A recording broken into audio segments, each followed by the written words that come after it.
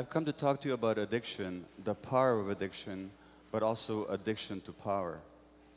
And as a medical doctor, I work in Vancouver, Canada, and I've worked with some very, very addicted people. People who use heroin, they inject cocaine, they drink alcohol, crystal meth, and every drug known to man. And these people suffer.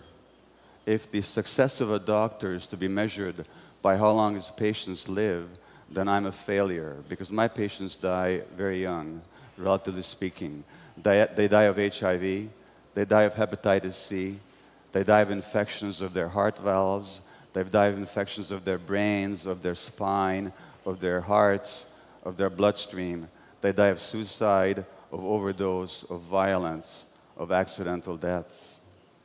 And if you look at them, you call to mind the words of the great Egyptian novelist Naguib Mahfouz, who wrote, "Nothing records the effects of a sad life as graphically as the human body," because these people lose everything. They lose their health, they lose their beauty, they lose their teeth, they lose their wealth, they lose human relationship, and in the end, they often lose their lives. And yet nothing shakes them from their addiction. Nothing can force them to give up their addiction. The addictions are powerful, and the question is why? And as one of my patients said to me, "I'm not afraid of dying," he said, "I'm more afraid of living." And the question we have to ask is, why are people afraid of life? And if you want to understand addiction, you can't look at what's wrong with the addiction, you have to look at what's right about it.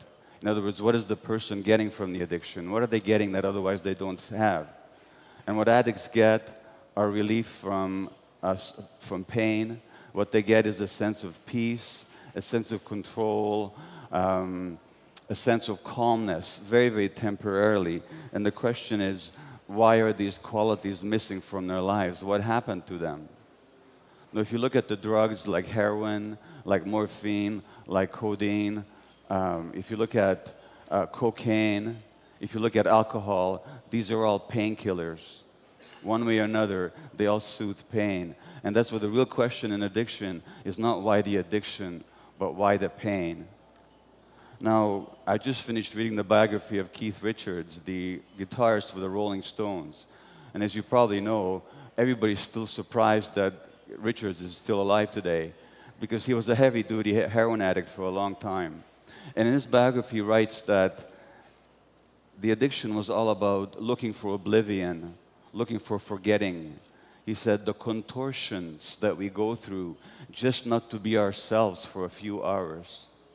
And I understand that very well myself, because I know that discomfort with myself. I know that discomfort being in my own skin. I know that desire to escape from my own mind. The great British psychiatrist R.D. Lang said that there are three things that people are afraid of.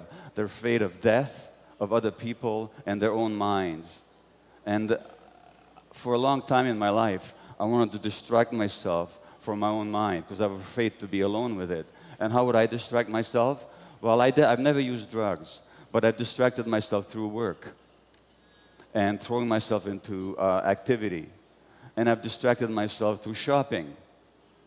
In my case, for classical compact music, classical compact discs. But I've been a real addict that way. One week I spent $8,000 on the classical compact discs, not because I wanted to, but because I couldn't help going back to the store.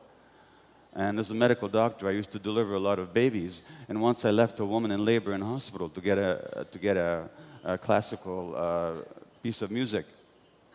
And I still could have made it back to the store, to the hospital on time.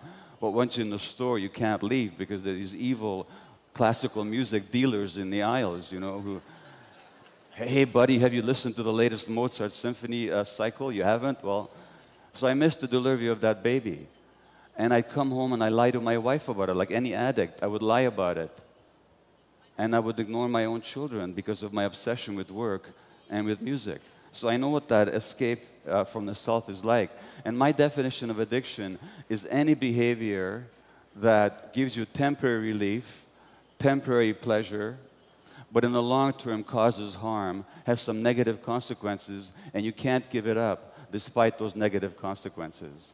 And from that perspective, you can understand that there's many, many addictions. Yes, there's the addiction to drugs, but there's also the addiction to consumerism. There's the addiction to sex, to the internet, to shopping, to food. The Buddhists have this idea of the hungry ghosts. The hungry ghosts are creatures with large empty bellies and small scrawny necks and tiny little mouths, so they can never get enough. They can never fill this emptiness on the inside. And we all hungry ghosts in this society. We all have this emptiness. And so many of us are trying to fill that emptiness from the outside. And the addiction is all about trying to fill that emptiness from the outside. Now, if you want to ask the question of why people are in pain, you can't look at their genetics. You have to look at their lives. And in the case of my patients, my highly addicted patients, it's very clear why they're in pain, because they've been abused all their lives. They began life as abused children. All the women I worked with over a 12-year period, hundreds of them, they had all been sexually abused as children. And the men had been traumatized as well. The men had been sexually abused, neglected, physically abused, abandoned, and emotionally hurt over and over again. And that's why the pain. And there's something else here too. The human brain itself, as you heard already, develops an interaction with the environment. It's not just genetically programmed. So the kind of environment that a child has will actually shape the development of the brain. Now, I can tell you about two experiences with mice. You take a little mouse and you put food in his mouth, and he'll eat it and enjoy it and swallow it. But if you put the food down a few inches away from his nose, he will not move to eat it. He will actually starve to death rather than eat. Why? Because genetically, they knocked out the receptors for a chemical in the brain called dopamine. Dopamine is the incentive motivation chemical. Dopamine flows whenever we're motivated, excited, vital, vibrant, curious about something, when we're seeking food or a sexual partner. Without the dopamine, we have no motivation. Now, what do you think the addict gets? When the addict shoots cocaine, when the addict shoots crystal meth, or almost any drug, they get a hit of dopamine in their brain. And the question is, what happened to their brains in the first place? Because it's a myth that drugs are addictive. Drugs are not by themselves addictive, because most people who try most drugs never become addicted. So the question is, why are some people vulnerable to be addicted? Just like food is not addictive, but to some people it is. Shopping is not addictive, but to some people it is. Television is not addictive, but to some people it is. So the question is, why the susceptibility? There's another little experiment with mice where infant mice, if they're separated from the mothers, will not cry for their mothers. Now, what would that mean in the wild? It means that they would die, because only the mother protects the child's life and nurtures the child. And why? Because genetically, they knocked out the receptors, the chemical binding sites in the brain for endorphins. And endorphins are our indigenous morphine-like substances. Endorphins are our own natural painkillers. And what morphine, or what endorphins also do, they make possible the experience of love. They make possible the experience of attachment to the parent and the parent's attachment to the child. So these little mice without endorphin receptors in their brains will actually not call for their mothers. In other words, the addiction to these drugs, and of course the heroin and the morphine, what they do is they act on the endorphin system. That's why they work. And so the question is, what happens to people that they need these chemicals from the outside? Well, what happens to them is when they're abused as children, those circuits don't develop. When you don't have love and connection in your life, when you're very, very young, then those important brain circuits just don't develop properly. And under conditions of abuse, things just don't develop properly, and their brains then are susceptible when they do the drugs. Now they feel normal, now they feel pain relief, now they feel love. And there's one patient said to me that when I first did heroin, she said, it felt like a warm, soft hug, just like a mother hugging a baby. Now, I've had that same emptiness, not to the same degree as my patients. What happened to me? What happened to me is that I was born in Budapest, Hungary in 1944 to Jewish parents, just before the Germans occupied Hungary. And you know what happened to the Jewish people in Eastern Europe. And I was 2 months old when the German army moved into Budapest, the Wehrmacht, and the day after they did, my mother phoned the pediatrician and she said, "Would you please come and see Gábor, because he's crying all the time." And the pediatrician said, "Of course I will come to see him, but I should tell you, all my Jewish babies are crying." Now why? What do babies know about Hitler or genocide or war? Nothing. What we're picking up on is the stresses and the terrors and the depression of our mothers. And that actually shapes the child's brain. That actually shapes the child's brain.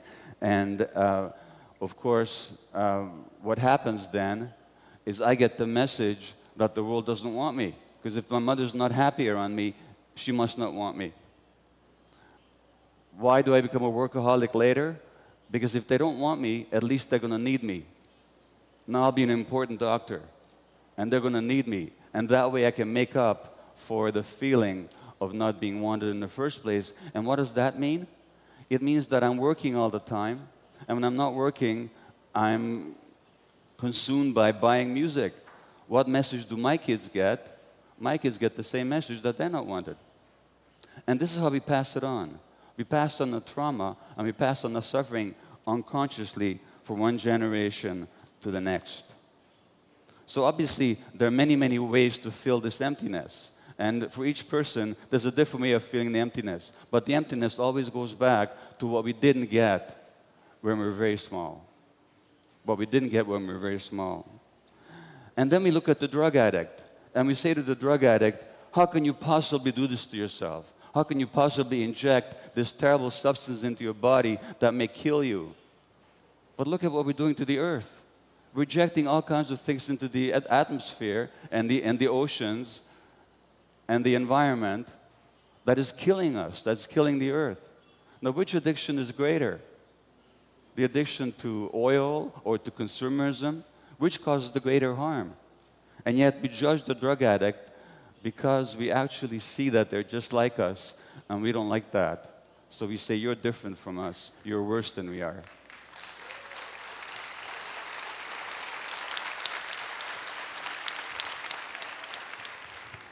On the plane to Sao Paulo and Rio de Janeiro, I was reading the New York Times on June the 9th, and there was an article about Brazil. And the article was about a man called Nigio Gomes, a leader of the Guarani people in the Amazon, who was killed last November. And you probably heard about him. And he was killed because he was protecting his people from the big farmers and companies that are taking over the rainforest and destroying the rainforest, and they're destroying the habitat of the native Indian people here in Brazil.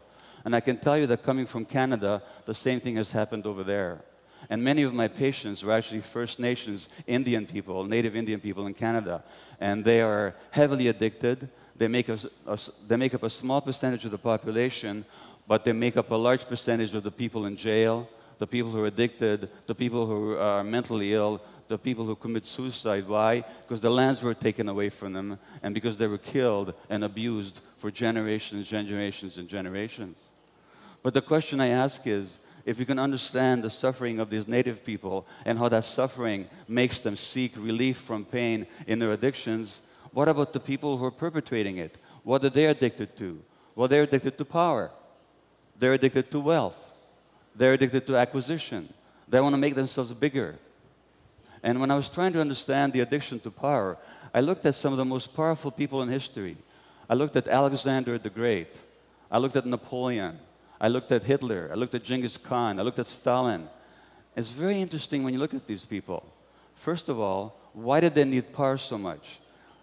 Interestingly enough, physically, they were all very small people, my size, or smaller, actually smaller. They came from outsiders. They were not part of the major population. Stalin was a Georgian, not a Russian. Napoleon was a Corsican, not a Frenchman. Alexander was a Macedonian, not a Greek. And Hitler was an Austrian, not a German. So a real sense of insecurity and inferiority. And they needed power to feel okay in themselves, to make themselves bigger. And in order to get that power, they're quite willing to fight wars and to kill a lot of people, just to maintain that power. I'm not saying that only small people can be power hungry, but it's interesting to look at these examples, because power, the addiction to power, is always about the emptiness that you try and fill from the outside. And Napoleon, even in exile, on the island of St. Helena, after he lost power, he said, "I love power. I love power." He couldn't think of himself without power. He had no sense of himself without being powerful externally. And that's very interesting when you compare it to people like the Buddha or Jesus. Because if you look at the story about Jesus and Buddha, both of them were tempted by the devil. And one of the things that the devil offers them is power, earthly power. And they both say no. Now, why do they say no? They say no because they have the power inside of themselves. They don't need it from the outside. And they both say no because they don't want to control people, they want to teach people. They want to teach people by example and by soft words and by wisdom, not through force. So they refuse power. And it's very interesting what they say about that. Jesus says that the power and the reality is not outside of yourself, but inside. He says the kingdom of God is within. And the Buddha, before he dies, and his monks are mourning and crying and they're all upset, he says, "Don't mourn me," he says, "and don't worship me. Find a lamp inside yourself. Be a lamp unto yourselves. Find the light within." And so as we look at this difficult world with the loss of the environment and the global warming and the depredations in the oceans, let's not look to the people in power to change things, because the people in power, I'm afraid to say, are very often some of the emptiest people in the world. And they're not going to change things for us. We have to find that light within ourselves. We have to find the light within communities and in our own wisdom, in our own creativity. We can't wait for the people in power to make things better for us, because they're never going to, not unless we make them. Now, they say that human nature is competitive, that human nature is aggressive, that human nature is selfish. It's just the opposite. Human nature is actually cooperative, human nature is actually generous, human nature is actually community-minded. What we see here at this conference, with people sharing information, people receiving information, people committed to the better world, that's actually human nature. And what I'm saying to you is, if we find that light within, if we find our own nature, then we'll be kinder to ourselves, and we'll also be kinder to nature. Thank you. Thank you. Thank you. Thank you.